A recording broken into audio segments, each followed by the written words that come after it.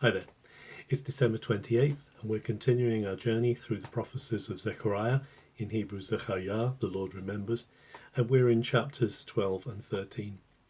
In these chapters, there's a lot of reference to a particular day of the Lord that is coming, a day of reckoning, a day of setting things to rights.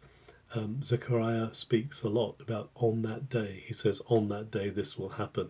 So there's a looking to God who is in charge of history, who is bringing a reckoning about. And particularly, as he says, I am the Lord of history, he is putting Jerusalem at the focus of that history and the people of Judah at the focus of that history. He says that Jerusalem is going to be a cup which all the nations will drink. It's going to be a draught that affects everyone. Something they drink, whether for good or ill, is something that is going to affect all the nations. It's also going to be like a stone that is hard to lift. It's going to be something that's really difficult for the nations to shift and to move. And the nations, it says, are going to gather against Jerusalem. There's the outlook that Zechariah has, is that at the end of all time there will come a gathering against Jerusalem to finally pull it down, to do away with it. But Judah, says Zechariah, is going to be empowered by God. God is going to be the power to enable the people of Judah, Jerusalem particularly, to fight back. And he recalls the call to David in this. They're going to be strengthened just as David was strengthened. And like David was strengthened with divine strength, so they are also going to be strengthened. Jerusalem is going to find the strength of God.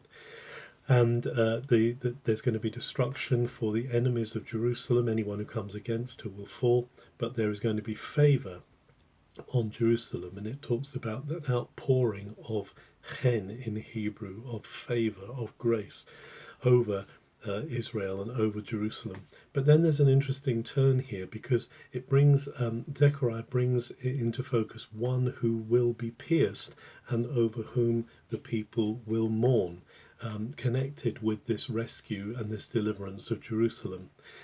He's going to be mourned over as a son, as a firstborn, that is going to be lamented by all the tribes. And this is how chapter 12 ends, that the mourning and the lamenting over this one who has been pierced, and that they look on.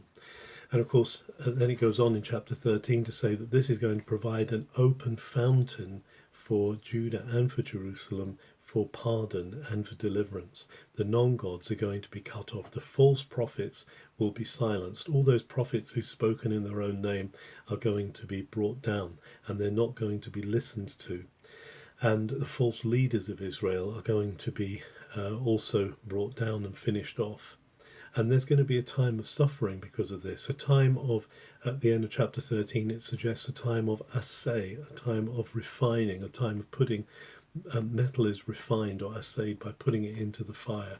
And so the fire it goes into is going to be like a refining and assaying fire.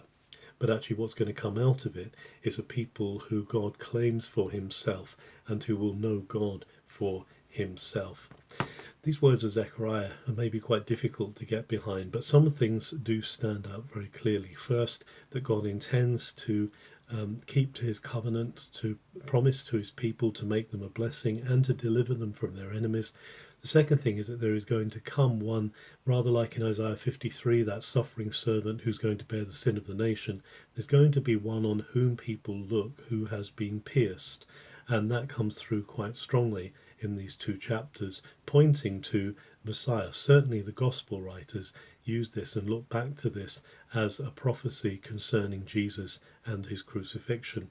And thirdly, it's going to be for deliverance purposes. It's going to be to restore something, but there's also going to be suffering involved, and it's about this assaying, it's about this refining that is going on. But the end of the refining process is going to be that there's going to be a people who know God and who God knows himself.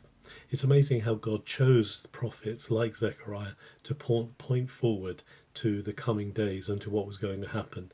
Israel, of course, and Judah, Jerusalem, were going to go through still more suffering through the time of Antiochus Epiphanes, through the time of the fall of Jerusalem of the Romans. But there's also promise of one coming, and of course we know that to be Jesus, Yeshua, Messiah, who is coming to deliver the people, and he will be delivered by himself being pierced and nailed to a tree. And the New Testament makes it clear that this is what the story is coming to. Jesus, who is the culmination of the fullness of God's kingdom coming in.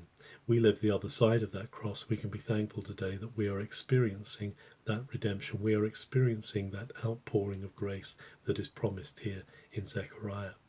Have a very good December 28th.